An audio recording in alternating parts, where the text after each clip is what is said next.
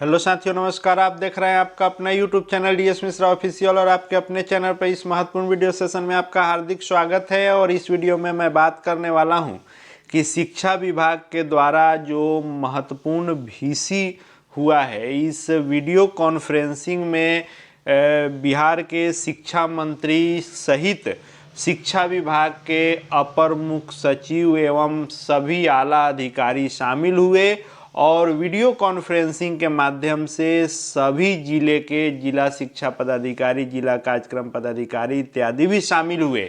और इस महत्वपूर्ण हुए बैठक में शिक्षकों से संबंधित, शिक्षा से संबंधित कई आदेश दिए गए और शिक्षा मंत्री स्तर से कई आदेश हुए। फिर अपर मुख्य सचिव ने सभी जिलों के अधिकारियों को कई महत्वपूर्ण निर्देश दिए और किस निर्देश के आलोक में क्या होना है, किन से संबंधित है, शिक्षकों के लिए क्या है, विद्यालयों के लिए क्या है, शिक्षा विभाग से संबंधित क्या है, पूरी खबर इस वीडियो में देने वाला हूं। तो वीडियो बहुत ही जरूरी होगा आपके लिए, अंत तक मेरे साथ बने रहेंगे।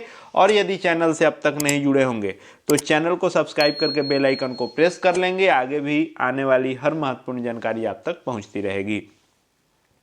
तो सबसे पहले हम लोग देख लेते हैं कि जो यह वीडियो कॉन्फ्रेंसिंग हुई है, इस समीक्षात्मक बैठक में माननीय शिक्षा मंत्री ने क्या क्या निर्देश दिए हैं उसको पहले देख लेते हैं। फिर अपर मुख्य सचिव ने क्या आदेश दिए हैं उसको भी हम लोग देखेंगे। तो सबसे पहले शिक्षा मंत्री के द्वारा यह निर्देश दिया गया है कि पूरे बिहार में प्रखंड स्तर पर, अनुमंडल स्तर पर और जिला स्तर पर मॉडल विद्यालय स्थापित किए जाएंगे।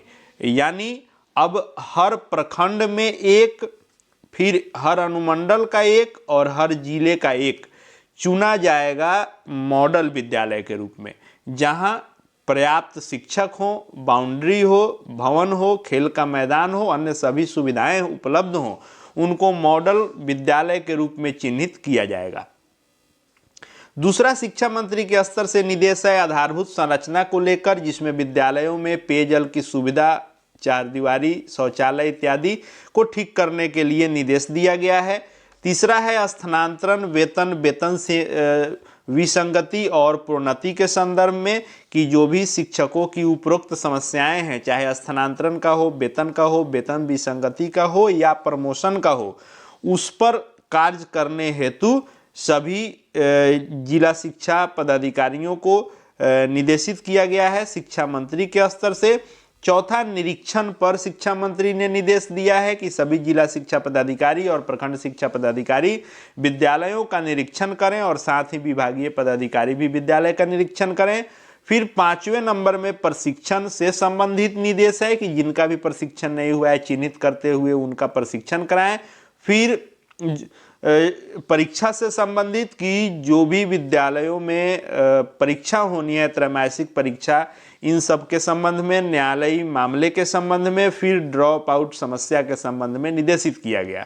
इस समीक्षा के क्रम में अपर मुख्य सचिव ने विभागीय पदाधिकारी को निम्न निर्देश दिए। यानी शिक्षा मंत्री के द्वारा उनकी अध्यक्षता में यह हुई बैठक और उसमें जो उनके द्वारा निर्देश दिए गए उसके आलोक में फिर अपर मुख्य सचिव ने सभी जिला के शिक्षा विभाग के आला अधिकारियों को निम्न निर्देश अपर मुख्य सचिव के स्तर से दिया गया है। क्या क्या?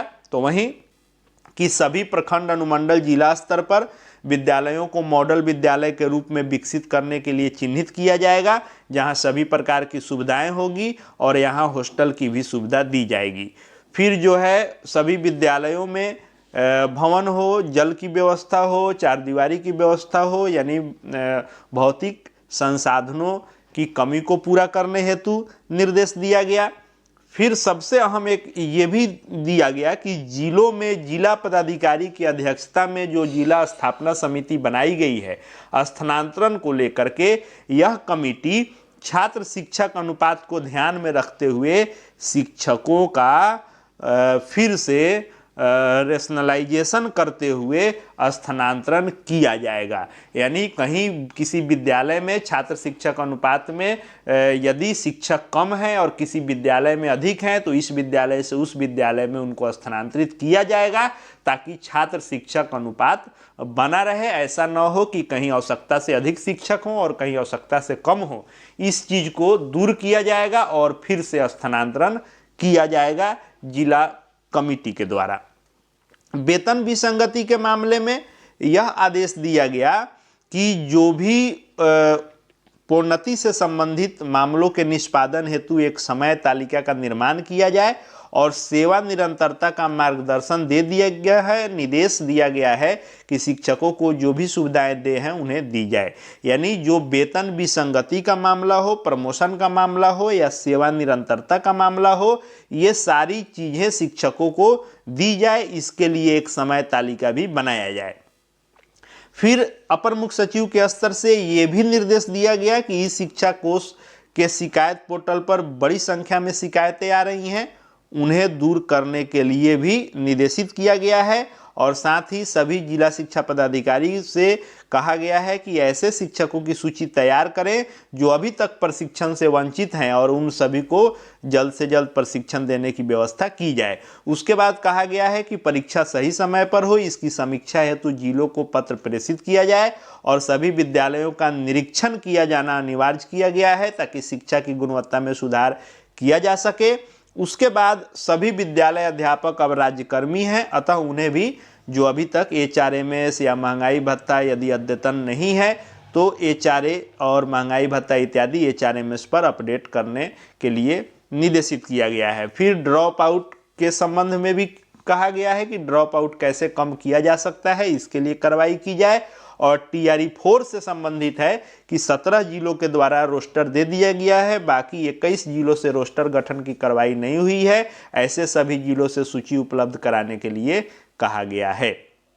अब इसमें अपर मुख्य सचिव के द्वारा शिक्षकों के वेतन भुगतान के लिए जो कुछ दिन पहले SOP जारी किया गया था कि कैसे किस डेट तक कहाँ कौन सा काम होगा ताकि हर महीने के अगले महीने के 1 तारीख को वेतन भुगतान किया जा सके। इसके लिए जो भी उचित कार्रवाई है उसको करने के लिए आदेशित किया गया है LPC इन आउट के समस्या को दूर करने के लिए। फिर जो विशिष्ट शिक्षकों का एरियर है उसके भुगतान के लिए भी आदेश दिया गया है। फिर पोस्ट मैट्रिक स्कॉलरशिप के संबंध में, फिर कोर्ट में जो केस हैं शिक्षा विभाग से संबंधित लंबित उनके निपटारे के लिए, फिर अनुकंपा पर नियुक्ति के लिए, फिर आपको TRE 4 से संबंधित कि जहां जहां से रिक्ति नहीं आया है वह सब क्लियर करने के लिए, फिर SCDC बिल से संबंधित और शिक्षा विभाग के जिलों में उपयोगिता प्रमाण पत्र, इन सब से संबंधित कई सारे महत्वपूर्ण निर्देश अपर मुख्य सचिव के स्तर से दिए गए हैं। तो इस तरह से इस हुए बैठक में जो वीडियो कॉन्फ्रेंसिंग के माध्यम से पूरी बैठक आयोजित की गई और जिसमें शिक्षा मंत्री भाग लिए और अपर मुख्य सचिव सहित राज्य स्तर के सभी आला अधिकारी थे और वीडियो कॉन्फ्रेंसिंग से सभी जिलों के शिक्षा विभाग के आला अधिकारी जुड़े और शिक्षा मंत्री के बातों के अनुपालन हेतु अपर मुख्य सचिव ने सभी जिला शिक्षा पदाधिकारी, जिला कार्यक्रम पदाधिकारी को निर्देशित किया है। अब देखने वाली बात है, कार्य तो बहुत गति में दिख रहे हैं, पत्र लगातार जारी हो रहे हैं। जो नए अपर मुख्य सचिव बने उनका काम होता दिख रहा है और लगातार पत्र आ रहे हैं, लाइमलाइट में भले ही कम रह रहे हैं, विभागीय स्तर पर तेजी दिख रही है। अब देखने वाली बात है कि जिला स्तर पर यह कार्य कितना जल्दी हो पाता है और इन सब का लाभ शिक्षकों को कितना जल्दी हो पाता है, यह देखने वाली बात होगी। राज्य स्तर से लगातार सभी समस्याओं के समाधान के लिए निर्देश जारी किए जा रहे हैं। अब जिला प्रखंड स्तर पर इन कार्यों को कितना जल्दी निपटा दिया जा रहा है, यह वक्त तय करेगा कि कितना इस पर अमल हुआ, कितना इसका असर हुआ और कितनी समस्याओं को दूर कर लिया गया या आने वाला वक्त बताएगा। जो भी अपडेट आएगा सब आपके लिए लेकर के आऊँगा। चैनल से जुड़ जाएंगे, चैनल को सब्सक्राइब करके बेल आइकन को प्रेस कर लेंगे। साथ ही हमारे Telegram channel DS Mishra official से जुड़ जाएंगे, वहाँ भी हर अपडेट आपको मिलते रहेंगे। इस वीडियो को देखने के लिए आपका बहुत बहुत धन्यवाद।